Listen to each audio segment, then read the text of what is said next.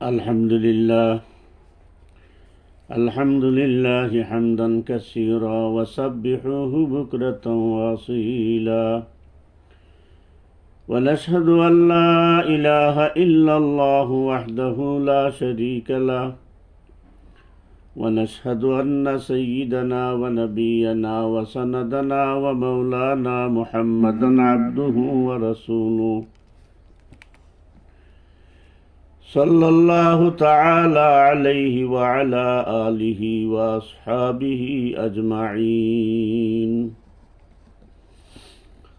أما بعد فأعوذ بالله من الشيطان الرجيم بسم الله الرحمن الرحيم وجاوزنا ببني إسرائيل البحر فاتبعهم فرعون وجنوده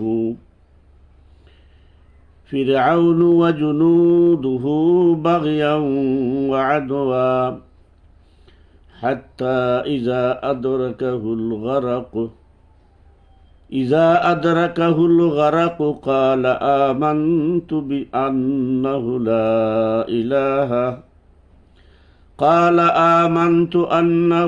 لا إله إلا الذي آمنت به بنو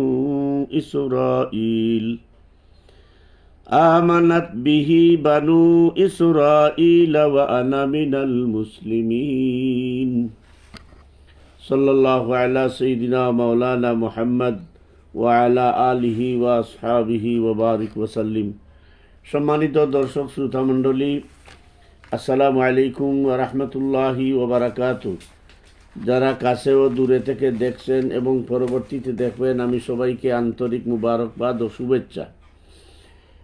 সেই সাথে আমি আন্তরিকভাবে দুঃখিত, বৈদ্যুতিক গোলযোগের কারণে আমি নির্ধারিত সময় থেকে কিছু বিলম্বে আপনাদের সামনে হাজির হয়েছি। সম্মানিত দর্শক শ্রোতামণ্ডলী, আমি বেশ কয়েকদিন যাবৎ সমসাময়িক প্রসঙ্গ নিয়ে কিছু আলোকপাত করি এবং কোরআনে করিমে বর্তমান তথা সাম্প্রতিক বিষয়াবলী বা পরিস্থিতি সম্পর্কে কোরআনে করিমে কী দিক নির্দেশনা আছে এ বিষয়ে সামান্য আলোকপাত আপনাদের সামনে করার চেষ্টা করি মাত্র। সম্মানিত দর্শক শ্রোতামণ্ডলী, আমি আলোচনার শুরুতে আজকে অত্যন্ত শোকার্ত বেদনা নিয়ে স্মরণ করছি আমাদের ভাই অ্যাডভোকেট সাইফুল ইসলাম আলিফকে। কিছুক্ষণ আগে তার প্রথম জানাজা সমাপ্ত হয়েছে। এতক্ষণে হয়তো আল্লাহর বান্দা আল্লাহর জমিনের নিচে চলে গেছেন। গতকালকে এই সময়ে এই জমিনের উপরে ছিলেন। তিনি নিজেও হয়তো বুঝতে পারেননি, ভাবতে পারেননি, চিন্তাও করতে পারেননি আজকের এই সময়ে যে তাকে মাটির নিচে চলে যেতে হবে। কিন্তু আমরা স্মরণ করি, হয়তো অ্যাডভোকেট সাইফুল ইসলাম সাহেবকে খুব কম মানুষই চিনতেন, এলাকার মানুষ চিনতেন। কিন্তু সৌভাগ্যবান মানুষ, আজকের এই সময়ে এক পরিস্থিতির মধ্য দিয়ে তিনি দুনিয়া থেকে বিদায় হওয়ার কারণে গোটা দুনিয়া, গোটা বিশ্ব মুসলিম তথা গোটা বিশ্ববাসী তার নামের সাথে পরিচিত হলো। দোয়া করি আল্লাহ রব্বুল আলামিন যেন তাকে শাহাদতের মর্যাদা দান করেন।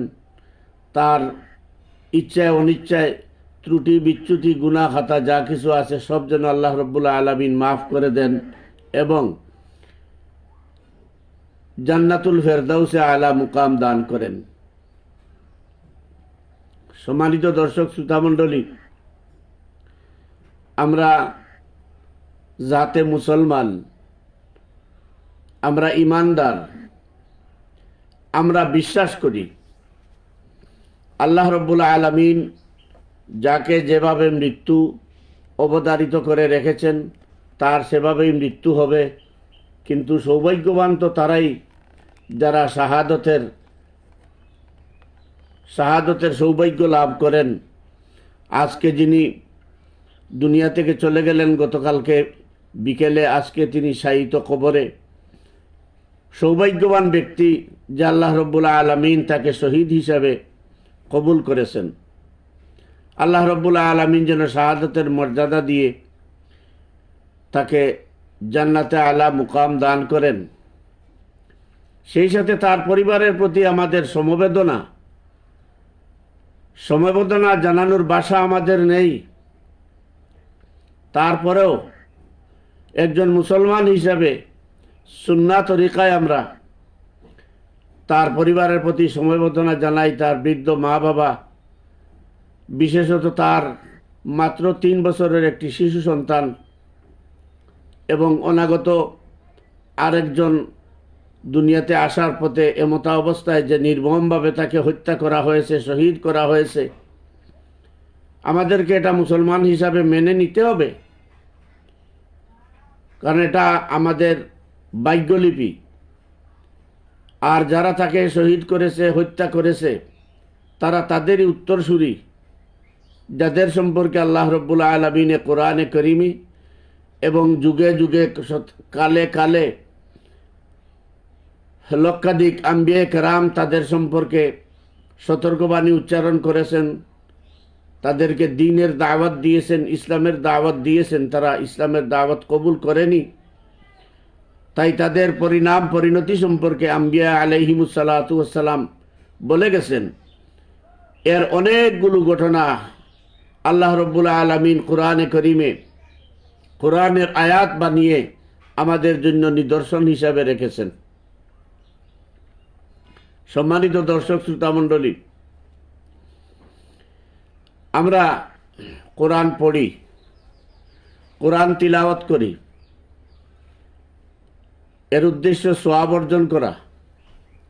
কোরআন তিলাওয়াত করলে সওয়াব হবে, কোরআন তিলাওয়াত করলে মুর্দার রূহ শান্তি পাবে, এটা হচ্ছে একটি উদ্দেশ্য। কোরআনে করিমের মূল স্পিরিট সেটি আমাদের কাছে নেই, আমরা সেটি অর্জন করতে পারিনি বা করার চেষ্টা করিনি বললেই চলে। আমি অস্বীকার করি না, অস্বীকার করার কথাও না। আল্লাহর নবী সঈদুল মুরসালিন মুহাম্মদুর রাসূলুল্লাহ সাল্লাল্লাহু আলাইহি ওয়াসাল্লাম আমাদেরকে শিক্ষা দিয়ে গেছেন, কোরআনে করিম তিলাওয়াত করলে সওয়াব হবে। আল্লাহ রসুলকে দুনিয়াতে প্রেরণ করা হয়েছে ইয়াতলু আলাইহিম আয়াতি, কোরআনে করিমের আয়াত তিলাওয়াত করে শোনানোর জন্য। তাই আমরা এটা বলি না যে কোরআন তিলাওয়াত করলে সওয়াব হবে না।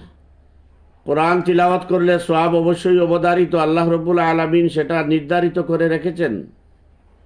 সঈদুল মুরসালিন মুহাম্মদুর রাসূলুল্লাহ সাল্লাল্লাহু আলাইহি ওয়াসাল্লাম এটার স্বীকৃতি এবং সাক্ষী দিয়ে গেছেন। তো কোরআনে করিমের যে মূল স্পিরিট সেটা আমাদের মধ্যে অনেকের মধ্যেই নেই। বিশেষত যারা উলামায়ে কেরাম যাদেরকে বলা হয়, যারা ওয়ারাসাতুল আম্বিয়া দাবিদার, আমরা যে মানুষকে কোরআন শিক্ষা দেই, কোরআন সহি শুদ্ধভাবে তিলাওয়াত করা শিক্ষা দেই, যাতে এই তিলাওয়াতের বদৌলতে সওয়াব অর্জিত হয়। আল্লাহ রব্বুল আলামিন এই সওয়াবকে নাজাতের উসিলা বানিয়ে আমাদেরকে নাজাত দেন। আপনাদের সামনে একটি প্রশ্ন রাখতে চাই। ডাক্তার সাহেব একটি প্রেসক্রিপশন লিখে দিলেন, এর মধ্যে ঔষধ লিখে দিলেন, খাওয়ার নিয়মাবলী লিখে দিলেন এবং বললেন প্রেসক্রিপশন যতনে রাখবেন, প্রেসক্রিপশন ভালোভাবে যত্নে রেখে প্রেসক্রিপশন অনুযায়ী ঔষধ সেবন করবেন। এখন আমি যদি প্রেসক্রিপশনটা খুব ভালোভাবে বিশুদ্ধভাবে মুখস্থ করে, কণ্ঠস্থ করে, ঔষধের নামগুলো মুখস্থ করে নেই, কিন্তু একদিনও যদি ঔষধ না খাই, ঔষধ যদি ব্যবহার না করি, তাহলে এই প্রেসক্রিপশন মুখস্থ করার মধ্য দিয়ে, প্রেসক্রিপশন কণ্ঠস্থ করার মধ্য দিয়ে, প্রেসক্রিপশন যত্ন করার মধ্য দিয়ে যেভাবে আমাদের রোগ নিরাময় হয় না, হবে না, ঠিক অনুরূপভাবে আল্লাহ রব্বুল আলামিন কোরআনে করিম আমাদের মধ্যে দিয়েছেন মানব জাতির মানব সমাজের মধ্যে মানুষের দুশ্মন, আল্লাহর দুশ্মন, ইসলামের দুশ্মন, তৌহিদের দুশ্মন, রিসালতের দুশ্মন, মানবতার দুশ্মন শয়তান মানুষের মধ্যে যে রোগ ব্যাধি সৃষ্টি করে দেয় আল্লাহর বিপরীতে চলার জন্য, সেই রোগ থেকে নিরাময়ের জন্য, সেই রোগ ব্যাধি থেকে নিষ্কৃতির জন্য আল্লাহ রব্বুল আলামিন এই কোরআনে করিমের মধ্যে আমাদেরকে ওষুধ বাতিয়ে দিয়েছেন। সেটার নাম হচ্ছে কোরআনের স্পিরিট, সেটার নাম হচ্ছে কোরআনের দাওয়া। আমরা পড়ি ওয়ানুনাজ্জিলু মিনাল কুরআনি মা হুয়া শিফাউন ওয়া রাহমাতুল লিল মুমিনিন ওয়ানুনাজ্জিলু মিনাল কুরআনি মা হুয়া শিফাউন ওয়া রাহমাতুল লিল মুমিনিন। কোরআন নাজিল হয়েছে আল্লাহর পক্ষ থেকে যাবতীয় রোগের শেফা, প্রতিষেধক হিসাবে।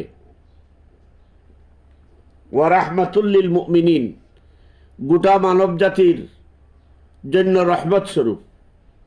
প্রশ্ন হলো, আমরা এই আয়াত পড়ে মানুষকে ফুঁক দেই, পানিতে ফুঁক দিয়ে মানুষকে রোগ নিরাময়ের জন্য, শারীরিক রোগ নিরাময়ের জন্য ওষুধ হিসাবে ব্যবহার করার জন্য পরামর্শ দেই। আলহামদুলিল্লাহ, এটা পরীক্ষিত।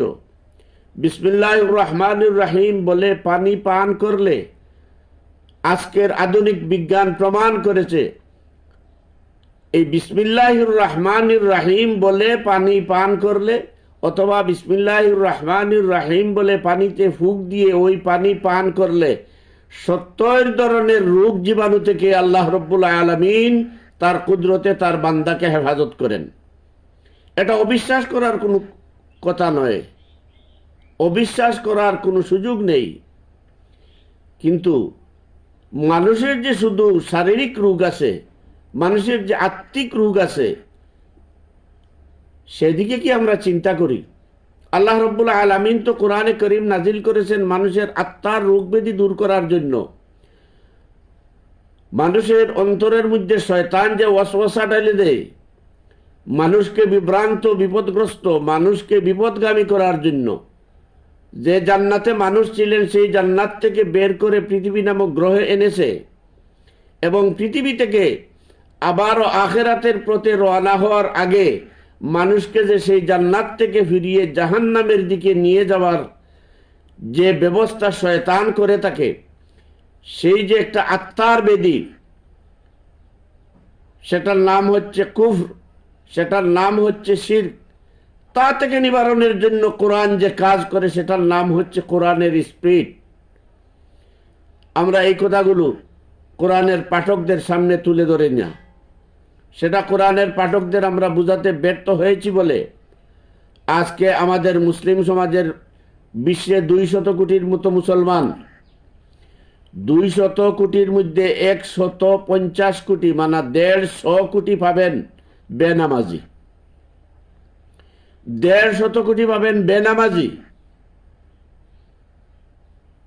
আল্লাহর ফরজ বিধান তারা পালন করে না, আল্লাহর ফরজ বিধান রোজা রাখে না, সিয়াম পালন করে না, আল্লাহর ফরজ বিধান হজ তারা পালন করে না, আল্লাহর ফরজ যাকাত বিধান তারা পালন করে না, যাকাত প্রদান করে না। বাকি যে 50 লক্ষ মুসলমান, এই 50 লক্ষের মধ্যে দেখবেন অর্ধেকেরও বেশি মানুষ মুসলমান। কোরআন যে মানুষের জন্য মুক্তিদাতা, মানুষের জন্য মুক্তির বিধান, কোরআন যে শাসনতান্ত্রিক বা সাংবিধানিক মৌলনীতি, এটা বিশ্বাসও করে না, এটা জানেও না। কোরআন যে সংবিধানের মৌলিক মৌলনীতি, কোরআন যে শাসনতন্ত্রের মৌলনীতি, আল্লাহ যে নিজে বলেছেন লিতাহকুমা বাইনান নাস, এই কোরআন নাজিল করা হয়েছে মানুষের মধ্যে বিচার নিষ্পত্তি করার জন্য, মানুষের রাষ্ট্রীয়, মানুষের সাংবিধানিক অধিকার প্রণয়নের মৌলনীতি হিসাবে এই কোরআন নাজিল করা হয়েছে। এই বিষয়গুলো আমরা মুসলমানদের মধ্যে তুলে ধরতে ব্যর্থ হয়েছে। যত ধরুন আজকে সাধারণ মুসলমান যারা, তারা বিশেষ ব্যক্তি, বিশেষ গোষ্ঠী, বিশেষ দলে বিভক্ত হয়ে গেছে। সম্মানিত দর্শক শ্রোতা মণ্ডলী, আমি আপনাদের সামনে একটি আয়াত তিলাওয়াত করেছি। আল্লাহ রব্বুল আলামিন সূরা ইউনূসের 90 নম্বর আয়াতে বলেছেন, সূরা ইউনূসের 90 নম্বর আয়াতে আল্লাহ রব্বুল আলামিন পূর্ববর্তী জাতি গোষ্ঠীর মধ্যে সবচাইতে আলোচিত ইতিহাসের সবচাইতে আলোচিত, সমালোচিত, নিন্দিত, বিতর্কিত, অভিশপ্ত একটি জাতির নাম হচ্ছে বনি ইসরাইল। আজকে যারা ইসরায়েলি, আমি আবারও বলছি, মানব জাতির ইতিহাসে সবচাইতে কুখ্যাত, মানব জাতির ইতিহাসে সবচাইতে নিন্দিত, ধিক্কৃত, অভিশপ্ত, আলোচিত, সমালোচিত, বিতর্কিত একটি জাতি গোষ্ঠীর নাম হচ্ছে বনি ইসরাইল। আজকে যারা ইসরায়েলি নাম ধারণ করে মুসলমানদের হৃদয় ছিঁড়ে ইসরায়েল নামক একটি জার্জ রাষ্ট্র গঠন করে তারা সেখানে সারা বিশ্বকে বৃদ্ধাঙ্গুলি দেখিয়ে যাচ্ছে। আপনারা শুনে থাকবেন হয়তো, মাত্র কয়েকদিন আগে মানবতা বিরোধী অপরাধের দায়ে নেতানিয়াহু নামক কুখ্যাত সন্ত্রাসী কসাই নেতানিয়াহুকে মানবতা বিরোধী অপরাধের দায়ে আদালতে হাজির হওয়ার জন্য, জবাবদিহিতার সম্মুখীন করার জন্য জাতিসংঘ যে ঘোষণা দিয়েছে, নেতানিয়াহু পরিষ্কার বলে দিয়েছে, আমি এসব মানি না। তার প্রভু, তার গড, তার প্রভু আমেরিকাও বলেছে এটা মানবতা বিরোধী অপরাধ আদালতের অধিকার মুক্ত নয়।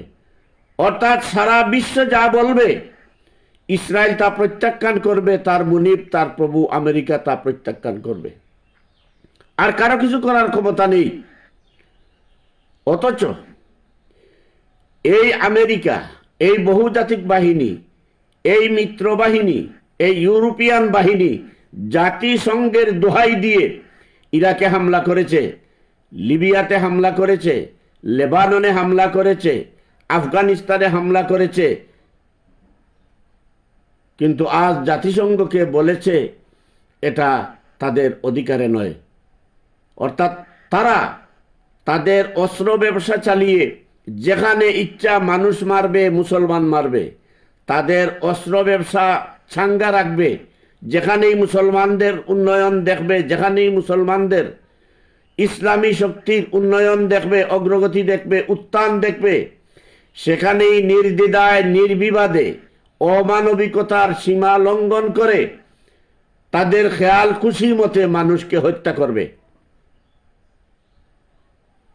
অথচ 200 কোটি মুসলমান, এর মধ্যে 50টিরও বেশি মুসলিম প্রধান রাষ্ট্র আছে। তারা খনিজ সম্পদে ভরপুর, তাদের তেলের খনি আছে, গ্যাসের খনি আছে, সোনার খনি আছে, কয়লার খনি আছে, হীরার খনি আছে। আল্লাহ রব্বুল আলামিন তাদেরকে এসব নিয়ামত দিয়েছেন এসব মুসলিম প্রধান দেশে। দুর্ভাগ্যজনক হলেও সত্য, তাদেরকে আল্লাহ রব্বুল আলামিন সব কিছু দিয়েছেন, কিন্তু তাদের ইমানের হিম্মত ছিনিয়ে নিয়েছেন। তারা তাদের মধ্য থেকে তাদের ইমানি হিম্মতকে, ইমানি চেতনাকে সম্পদের কাছে, শাসন ক্ষমতার কাছে পদদলিত করে দিয়েছে। এর পরিণতি গোটা বিশ্বের মুসলমানদেরকে ভোগ করতে হচ্ছে। সম্মানিত দর্শক শ্রোতা মণ্ডলী, হযরতে মূসা আলাইহিস সালাতু ওয়াস সালাম বনি ইসরাইলের একজন আলোচিত নবী। নবীগণের ইতিহাসে হযরত মূসা আলাইহিস সালাতু ওয়াস সালাম সবচেয়ে আলোচিত জলিলুল কদর নবী। এই মূসা আলাইহিস সালাতু ওয়াস সালামকে যখন বনি ইসরাইলীরা, অর্থাৎ ফেরাউনের আনুগত্যশীল যারা, ফেরাউনকে যারা খুদা মানত, রব মানত, রব্বে আলা মানত, তারা মুসা আলাইহিস সালাতু ওয়াস সালামকে দেশ থেকে বিতাড়নের হত্যা করার ষড়যন্ত্র করলো, এমনকি হত্যা করতে উদ্যত হলো। আল্লাহ রাব্বুল আলামিন মুসা আলাইহিস সালাতু ওয়াস সালামকে রক্ষা করার প্রতিশ্রুতিবদ্ধ। আল্লাহ রাব্বুল আলামিন নিজেই ঘোষণা দিয়েছেন, ওয়াল্লাহু ইয়াসিমুকা মিনান নাস। সমস্ত আম্বিয়া কেরামকে আল্লাহ রাব্বুল আলামিন মানুষের অনিষ্ট থেকে রক্ষা করার প্রতিজ্ঞা করেছেন। আল্লাহর নবী যারা, আল্লাহর রসুল যারা, আল্লাহর রসুলের ওয়ারিসান যারা, উত্তরাধিকারী যারা, তাদের বেলায় আল্লাহ রাব্বুল আলামিনের এই আয়াত কার্যকর আছে, বলবৎ আছে। ওয়াল্লাহু ইয়াসিমুকা মিনান নাস। দুনিয়ার সমস্ত মানুষের, দুনিয়ার সমস্ত শক্তিশালী রাজা বাদশাদের অসীম ক্ষমতার হাত থেকে, তাদের জাতাকল থেকে, তাদের জুলমের সীমালঙ্ঘন থেকে আল্লাহ রাব্বুল আলামিন ইয়াসিমুকা মিনান নাস, নবীদেরকে হেফাজত করবেন। দুর্ভাগ্যবশত আমাদের উপমহাদেশে ইয়াসিমুকা মিনান নাস, নবীগণ মাসুম, নবীগণ মাসুম এটা লিখে তাবিজ দেন, নবীগণ মাসুম এটা লেখে, এটা পড়ে পানিতে ফুঁক দিয়ে পানি খান। কিন্তু নবীর ইজ্জত, নবীর আজমত, নবীদের রেখে যাওয়া আমানত, সেটা বিসর্জন দেয়া হোক, তাতে কোনো অসুবিধা নেই। সে যাক, আল্লাহ রাব্বুল আলামিন মুসা আলাইহিস সালাতু ওয়াস সালামকেও জালিমদের হাত থেকে, মানুষের ক্ষতিগ্রস্ততা থেকে রক্ষায় প্রতিশ্রুতিবদ্ধ। তাই আল্লাহ রাব্বুল আলামিন যখন মুসা আলাইহিস সালাতু ওয়াস সালামকে বললেন আত্মরক্ষার জন্য, মুসা আলাইহিস সালাতু ওয়াস সালাম তার দলবল নিয়ে দেশ ত্যাগের উদ্দেশ্যে বের হলেন। এক পর্যায়ে হযরত মুসা আলাইহিস সালাতু ওয়াস সালাম দেখলেন সামনে সাগর। সামনে সাগর দেখে মুসা আলাইহিস সালাতু ওয়াস সালামের অনুসারীরা হতভম্ব হয়ে গেলেন, বিস্মিত হয়ে গেলেন, ভীত সন্ত্রস্ত হয়ে গেলেন। তারা বললেন, এখন তো আর আমাদের কোনো উপায় নেই। এই তো পিছনে দেখা যাচ্ছে ফেরাউনের অনুগত বাহিনী। এই সময় হযরতে মুসা আলাইহিস সালাতু ওয়াস সালাম বলেন, কাল্লা কাল্লা ইন্না মাইয়া রাব্বি সাইয়াহদিন। হে আমার উম্মতেরা, হে আমার অনুসারীরা, খবরদার, সাবধান, তোমরা ভীত হও না। ইন্না মাইয়া রাব্বি, আমাদের রব আমাদের সাথে আছেন। সাইয়াহদিন, তিনি আমাদেরকে পথ দেখাবেন। সম্মানিত দর্শক শ্রোতা মণ্ডলী, হযরতে মুসা আলাইহিস সালাতু ওয়াস সালামকে আল্লাহ রাব্বুল আলামিন পথ দেখালেন ঠিকই। সাগর পাড়ি দিয়ে, সাগরের নিচ দিয়ে রাস্তা হয়ে গেল। মুসা আলাইহিস সালাতু ওয়াস সালাম ও তার অনুগত বাহিনী সাগর পাড়ি দিলেন।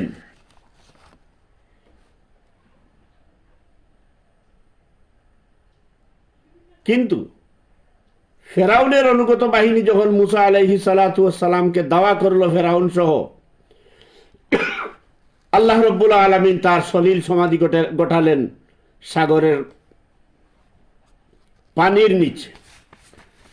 আল্লাহ রাব্বুল আলামিন কোরআনে কারীমে এই সব ঘটনা উল্লেখ করেছেন।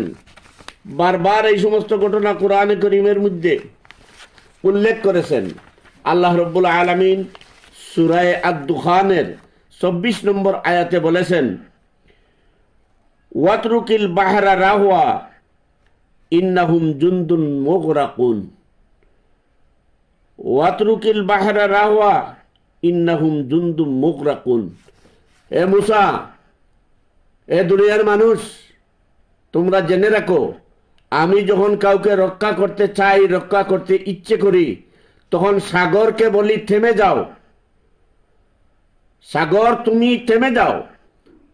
তোমার বিশাল ঢেউ, তোমার বিশাল শক্তি সামর্থ্য এখানে দেখিও না। নদীকে বলি থেমে যাও, পাহাড়কে বলি থেমে যাও, বিদ্যুৎকে বলি থেমে যাও। ওয়াতরুকিল বাহরা, ওয়াতরুকিল বাহরার মধ্যে হাদিদ আছে, হিজার আছে, বাহার আছে, যা কিছু আছে আল্লাহর মখলুক সব কিছু এর মধ্যে অন্তর্ভুক্ত আছে। ওয়াতরুকিল বাহর এর একটি অর্থ হলো তোমার যে মিশন, তোমার যে কাজ, সেই কাজটা সাময়িকভাবে আমার পরবর্তী আদেশ না হওয়া পর্যন্ত স্থগিত করে দাও। সমুদ্র তার কার্যক্রম স্থগিত করে দিল। মানুষকে যে ডুবিয়ে ফেলে, মানুষকে যে চুবিয়ে ফেলে এই কার্যক্ষমতা সাগর হারিয়ে ফেললো। মুসা আলাইহিস সালাতু ওয়াস সালাম পার হয়ে গেলেন। কিন্তু ফেরাউন যখন দৌড় দিল তখন আল্লাহ রাব্বুল আলামিন সাগরকে বললেন তুমি তোমার কাজ করতে থাকো। ফেরাউন সাগরের অতল তলে ডুবে গেল। ডুবেও তার শেষ হয়নি। আল্লাহ রাব্বুল আলামিন বললেন তোমার পরিণতির কারণে, তোমার সীমালঙ্ঘনের কারণে, তোমার জঘন্য দৃষ্টতার কারণে আমি তোমাকে এমনিতেই দুনিয়ার থেকে বিদায় দেব না। তোমাকে কিয়ামত পর্যন্ত চক্ষুষ্মান মানুষের জন্য, অনুসন্ধিৎসু মানুষের জন্য, তোমাকে যাতে কিয়ামত পর্যন্ত আগত মানুষ তোমাকে যাতে ধিক্কার জানাতে পারে, তোমাকে যাতে লানত করতে পারে, তোমার উপরে যাতে মানুষ থুতু নিক্ষেপ করতে পারে, তোমার মমিকেও আমি কিয়ামত পর্যন্ত সংরক্ষিত করে রাখার ব্যবস্থা করলাম। আজও ফেরাউনের লাশ, ফেরাউনের মমি সংরক্ষিত আছে। শুধু তাই নয়, আল্লাহ রাব্বুল আলামিন সূরা দুখানের পরবর্তী আয়াতে 25 নম্বর আয়াতে বলেন কাম তারাকু মিন জান্নাতিন ওয়া উয়ুন, কাম তারাকু মিন জান্নাতিন ওয়া উয়ুন। আল্লাহর নাফরমানরা যখন, আল্লাহর অবাধ্যরা যখন, ইসলামের অবাধ্যরা যখন আল্লাহর অবাধ্যতা করেছে, রাসূলের অবাধ্যতা করেছে, নবীগণের অবাধ্যতা করেছে, কোরআনের বিরোধিতা করেছে, ইসলামের বিরোধিতা করেছে, আল্লাহ রাব্বুল আলামিন বলেন তারা লক্ষ লক্ষ কোটি কোটি টাকা পাচার করবে। তারা বেগম পাড়াতে বাড়ি বানাবে, তারা বিশাল বিশাল অট্টালিকা তৈরি করবে, তারা বিশাল বিশাল খামার তৈরি করবে, তারা বিশাল বিশাল কোম্পানি তৈরি করবে। কাম তারাকু মিন জান্নাতিন ওয়া উয়ুন। কিন্তু আমি আল্লাহ যখন তাদেরকে পাকড়াও করে ফেলবো তখন দুপুরের ভাত তাদের ঘরে থাকবে, ফ্রিজে তাদের মাছ থাকবে, খামারে তাদের মাছ থাকবে, দুধাল গাবি তাদের ঘরে থাকবে, সোনার গয়নার ব্রিফকেস তাদের ঘরে পড়ে থাকবে, তাদের ব্যাংকের টাকা ব্যাংকে পড়ে থাকবে। কিন্তু তাদেরকে আর 1 মিনিটের সময় দেয়া হবে না। হয় দুনিয়ার থেকে ওপার করে দেয়া হবে, না হয় তাদের শাসন ক্ষমতার থেকে ওপার করে দেয়া হবে, না হয় তাদেরকে দেশ থেকে ওপার করে দেয়া হবে। কাম তারাকু মিন জান্নাতিন ওয়া উয়ুন। তোমরা দেখো নাই আগের প্রভাবশালী রাজা বাদশাহ ক্ষমতাসীন দৈত্যরা কিভাবে বাগান, কিভাবে সাজসজ্জা করেছিল, সম্পদের পাহাড় গড়েছিল। কিন্তু আমি আল্লাহ যখন তাদেরকে ধরে ফেলেছিলাম তখন কাম তারাকু মিন জান্নাতিন ওয়া উয়ুন, তাদের এই সমূহকে তারা ছেড়ে দিয়ে তারা যেতে বাধ্য হয়েছে। প্রাণপণে প্রাণ বয়ে তারা জান নিয়ে তাদেরকে পালাতে হয়েছে। আজকের 21 শতাব্দীতে এসে আজকে আমাদের বাংলাদেশের প্রেক্ষিতে আমরা যদি কোরআনের এইসব আয়াতগুলো মিলাই তাহলে আমরা অবশ্যই দেখতে পাই আজকে কোটি কোটি কোটি কোটি টাকা, লক্ষ লক্ষ টাকা পাচার করা হয়েছে। ক্ষমতায় থাকার জন্য মানুষের ভোটাধিকার, আল্লাহর দেওয়া নিয়ামত, আল্লাহর দেওয়া অধিকার, ভোটকে কি করা হয়েছে? ছিনতাই করা হয়েছে। দিনের ভোট রাতে দেয়া হয়েছে। সম্মানিত দর্শক শ্রোতা মণ্ডলী, এই দেশের শায়খুল হাদিস মৌলানা মামুনুল হক, আল্লামা জুনায়েদ বাবুনগরী, তারপরে কি জুনায়েদ আল হাবিব, রফিকুল ইসলাম মাদানী, তাদের অবস্থা আপনারা দেখছেন। এমপি আব্দুল সুবহান সাহেবের অবস্থা আপনারা দেখেছেন। আপনারা অধ্যাপক গুলাম আজম সাহেবের অবস্থা দেখেছেন। আপনারা আল্লামা দিলওয়ার হোসেন সাইদি সাহেবের অবস্থা দেখেছেন, যাকে হেসে হেসে, যিনি হেসে হেসে, এই হাসি ছিল এই বাংলাদেশবাসীর জন্য একটি নিয়ামত, যে আমি হেসে যাচ্ছি, তোমরাও হাসবে ইনশাল্লাহ। আর আমাকে যারা দুনিয়ার থেকে ইচ্ছা করে ঠান্ডা মাথায় খুন করে বিদায় দিচ্ছে, তারা ফাঁসবে ফাঁসবে ফাঁসবে। আমিও তখন হসপিটালে ছিলাম, এই হাসি দেখেছি। ঠান্ডা মাথায় ওষুধ দিয়ে তাকে হত্যা করা হয়েছে। মৌলানা মতিউর রহমান নিজামী, আবুল কাসিম, আব্দুল কাদির মোল্লা, কামরুল ইসলাম,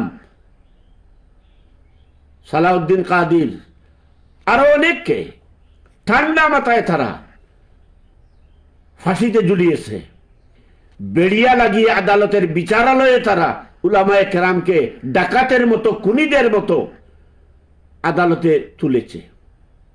আজ যারা লক্ষ লক্ষ টাকা, কোটি কোটি টাকা বিদেশ পাচার করেছে, গণহত্যা চালিয়ে মানুষকে পাখির মতো গুলি করে মেরেছে, আজ তাদেরকে আদালতে তোলা হয় জামাইয়া ধরে। তারা হাত নেড়ে, সেদিন দেখছি আমি হাসানুল হক ইনু হাত নাড়িয়ে জামাইয়া ধরে, হ্যাঁ, একজন মন্ত্রীর মর্যাদায় হাত নাড়িয়ে সমর্থকদেরকে অভিবাদন জানিয়ে জানিয়ে আদালতে উঠছেন। আজকের সরকারে যারা আছেন তারাও যদি তাদের বিবেকবোধ হারিয়ে ফেলেন, তাদেরকেও সেই পরিণতি ভোগ করতে হবে। সম্মানিত দর্শক শ্রোতা মণ্ডলী, সেই যারা গণহত্যা চালিয়েছে, আজকে তাদের কাড়ি কাড়ি টাকা, লক্ষ লক্ষ কোটি টাকা, হাজার হাজার কোটি টাকা বিদেশের ব্যাংকে রয়েছে, আজকে তারা জেলখানায়। এই কথাই আল্লাহ রাব্বুল আলামিন সূরা দুখানে বলেছেন, কাম তারাকু মিন জান্নাতিন ওয়া উয়ুন। এসব তারা উপার্জন করবে, কিন্তু বুক করার সময় তারা পাবে না। সম্মানিত দর্শক শ্রোতা মণ্ডলী, আমি যে কথাটি, যে আয়াত দিয়ে আমি শুরু করেছিলাম, এ কথাটা বলেই আমার আলোচনা আমি শেষ করছি। আল্লাহ রাব্বুল আলামিন বলেছেন, ওয়াজাওয়াজনা বিবানি ইসরাঈল আল বাহরা, যেটার মর্মার্থ আমি আগে বলে দিয়েছি। আমি শেষ যে কথাটি বলতে চাই, যখন ফেরাউন নিমজ্জিত হয়ে যায়, সাগরে নিমজ্জিত হয়ে যায়, মূসাকে ধরতে পারে না, সে নিজে অনুভব করতে পারে তার জীবনাবসান গড়তে চলেছে, তখন সে বলে, কালা আমানতু আন্নাহু লা ইলাহা ইল্লাল্লাযী আমানাত বিহি বানু ইসরাঈল ওয়া আনা মিনাল মুসলিমিন। সে তখন বলে, আমি তো মুসলমান হয়ে গেছি, আমি বনি ইসরাঈলে যে রবের উপরে ঈমান এনেছে, বনি ইসরাঈলে যে প্রভুর উপরে ঈমান এনেছে, আমিও তার উপরে ঈমান আনলাম, আমিও মুসলমান হয়ে গেছি। আল্লাহ রাব্বুল আলামিন পরের আয়াতে বলেন, এখন এখন আল-আন, এখন বুঝি তোমার হুঁশ হয়েছে? এই হুঁশ হওয়াতে তোমার কাজ হবে না। সম্মানিত দর্শক শ্রোতা মণ্ডলী, আজকে দেখেন বিশ্বের মধ্যে একটি শান্তিকামী, একটি ধর্মপ্রিয়, একটি সাধনালব্ধ একটি গোষ্ঠীর নাম হচ্ছে ইসকন। ইসকন মূলত 4টি মৌলনীতির উপরে পরিচালিত হয়। এরা যারা সাধনা করবে তারা নিরামিষভোজী হবে, তারা ধূমপান এবং মাদক থেকে দূরে থাকবে, জুয়া খেলা তাদের জন্য কঠোরভাবে নিষিদ্ধ, জিনা, ব্যভিচার এবং অশ্লীলতা তাদের জন্য নিষিদ্ধ। তাদের কাজ হবে ধর্ম প্রচার করা। তাদের 4টি মৌলিক কাজের মধ্যে একটি হচ্ছে জনসেবা করবে, তারা ধর্ম চর্চা এবং প্রচার করবে, ধর্মীয় শিক্ষা তারা দিবে, আর একটা হচ্ছে আধ্যাত্মিক শিক্ষা অর্জন করবে। সম্মানিত দর্শক শ্রোতা মণ্ডলী, এই হলো ইসকনের কার্যক্রম। ইসকন মূলত গৌড়ীয় একটি বৈষ্ণব হিন্দুত্ববাদী সংগঠন, যার মূল কাজ হলো শ্রীরাম ভক্ত শ্রীরামের সেবা করা, শ্রীরামের উপাসনা করা। একবারের জন্য আমরা মিলিয়ে দেখি, দারুল উলুম দেওবন্দ থেকে যে তাবলীগ জামাত প্রতিষ্ঠিত হয়েছিল মাওলানা ইলিয়াস রহমতুল্লাহ আলাইহির নেতৃত্বে, ঠিক একইভাবে 1965 সালে বেদানাদন্ত স্বামী প্রভু নিউ ইয়র্কে সফর করে গিয়েছিলেন 1965 সালে। সেখানে নিউ ইয়র্কে গিয়ে আমেরিকান সরকারের অনুগ্রহ প্রাপ্ত হয়ে 1966 সালে গঠন করেন ভগবত শ্রীকৃষ্ণের উপাসনার উদ্দেশ্যে 13 জুলাই 1966 আন্তর্জাতিক কৃষ্ণ ভাবনা মৃতসংঘ, যাকে সংক্ষেপে বলা হয় ইসকন। তাদের কাজ কি? তাদের ধর্ম চর্চা করা এবং ধর্মীয় শিক্ষা দেওয়া। তাদের কাজ কি? সমাজ সেবা করা। তাদের কাজ কি? আত্মা পরিশুদ্ধ করা। এই 4টি কাজ তো মুসলমানদের জন্য। এই 4টি কথা তো কোরআন শরীফেও আছে। হুয়াল্লাযী বা'আসা ফিল উম্মিয়িনা রাসূলাম মিনহুম ইয়াতলু আলাইহিম আয়াতিহি ويزكيهم ويعلمهم الكتاب والحكمة وإن كانوا من قبل لفي ضلال مبين। আল্লাহ রাব্বুল আলামিন তো প্রিয় নবী মুহাম্মদ রাসূলুল্লাহ সাল্লাল্লাহু আলাইহি সাল্লামকে এই চারটি কাজের জন্য দুনিয়াতে প্রেরণ করেছেন। আজকে যারা শ্রীরাম কৃষ্ণের উপাসনায় যে চারটি মৌলনীতি, যে চারটি উদ্দেশ্য প্রণয়ন করেছেন, তাকে স্বাগত জানাতে হয়। এটা কোরআনের মধ্যেও আছে, এটা কোরআনের মধ্যেও আছে। কিন্তু ইসকন কি সে পথে আছে? ইসকন কি সেই পথে আছে? প্রশ্নটা সেখানে।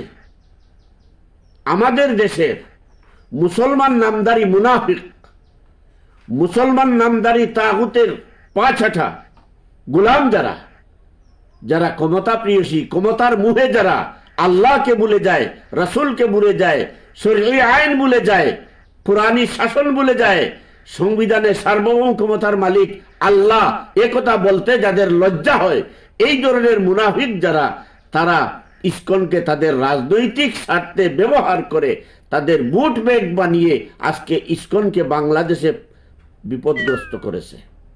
আপনারা ইতিহাস তুকান, আমাদের পরিবার প্রতিবেশী দেশগুলো তুকান, সেখানে ইসকনের যেসব কার্যক্রম আছে তা দেখেন।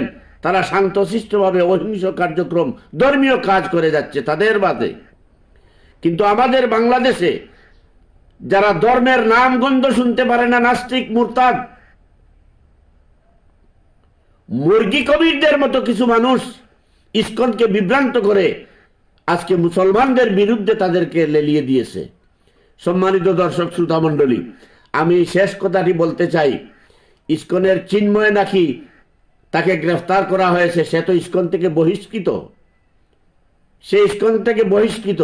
সে রয়্যাল এজেন্ট হিসাবে বাংলাদেশের কিছু মৌলবীদেরকে তার করতলভুক্ত করে তাদেরকে ভরণ পোষণ দিয়ে, টাকা পয়সা দিয়ে লালন পালন করছে। বর্তমান সরকার তাদেরকে গ্রেফতার করতে ভয় পাচ্ছে কেন?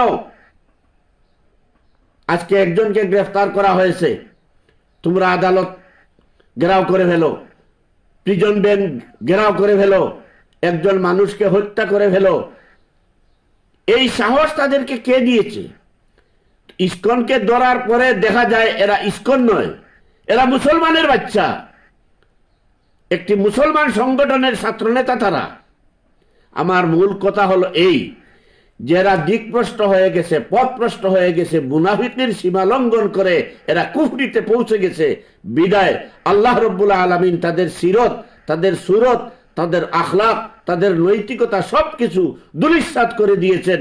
আজকে মুসলমান হয়ে, মুসলমানের বাচ্চা হয়ে, মুসলমানের স্কুলে পড়ে, মুসলমানের কলেজে পড়ে তাদেরকে পাওয়া যায় ইসকনের মিছিলে, চিন্ময়ের মুক্তির দাবিতে একজন মুসলমানকে হত্যার মিছিলে। আমার কথা বলা শেষ এখানেই। তাদের যখন জাহান্নামে, তাদেরকে যখন সাগরে নিমজ্জিত করা হবে, তখন তারা দিক ভ্রান্ত হয়ে পাগলের মতো বলতে থাকবে, আমরা ইসকন না মুসলমান, আমরা এই লীগ না ইসকন লীগ, আমরা ও লীগ না আমরা কি ইসকন লীগ। এটা আল্লাহর লীলা খেলা।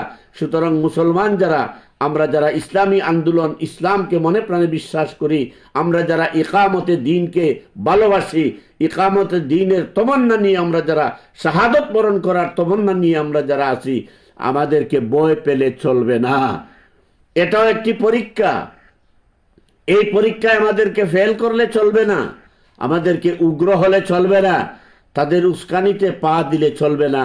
এক ভাই শহীদ হয়েছে, 1000 মানুষও তার জানাজাতে আসবে কিনা, আসতো কিনা সেটা সন্দেহ ছিল। আজ লক্ষ লক্ষ মানুষ তার জানাজাতে এসে তার জন্য দোয়া করতেছে, তার জন্য জান্নাত কামনা করতেছে। এটাই হলো মুসলমানের দুনিয়ার জীবন, আর এটাই হলো মুসলমানের শাহাদতের জিন্দেগির সার্থকতা। সুতরাং একটি শাহাদতকে কেন্দ্র করে আমাদের ভীত হওয়ারও কিছু নেই, আমাদেরকে কোনো উস্কানিতে পা দেওয়ারও কিছু নেই। আমাদেরকে ধৈর্য ধারণ করতে হবে, সতর্কতার সাথে দায়িত্বশীলদের দায়িত্ব এবং আনুগত্যশীলতার ভিতরে থেকে এর বুদ্ধিবৃত্তিক জবাব দিয়ে ধৈর্য সহকারে আমাদেরকে এগিয়ে যেতে হবে। আর আমি সরকার মহোদয়দেরকে বলবো, এখনো আপনারা একটু সজাগ হন, আপনাদের এই ফ্যান ক্লাবকে একটু পরিবর্তন করে একটু চেতনা জাগ্রত করেন, নতুবা আপনাদের এই দুর্বলতার সুযোগে দেশের মানুষ আপনাদের পাশে আছে ইনশাআল্লাহ। আল্লাহ রাব্বুল আলামিনও আপনাদের পাশে আছেন, ভয়ের কিছু নেই। আমরা বাংলা সাম জিন্দাবাদ, আমরা বাংলা সাম জিন্দাবাদ, বাংলা সাম জিন্দাবাদ। আমরা লড় কেলেঙ্গে পাকিস্তান, নিয়েছি পাকিস্তান। যদি বেশি বাড়াবাড়ি করে আমরা আসাম করিমগঞ্জ বাংলাদেশের অংশ হিসাবে বাংলাদেশের পতাকা উড়িয়েই ছাড়বো ইনশাল্লাহ। এত ভয় পাওয়ার কিছু নেই। নাসরুম মিনাল্লাহি ওয়া ফাতহুন কারীব, নাসরুম মিনাল্লাহি ওয়া ফাতহুন কারীব।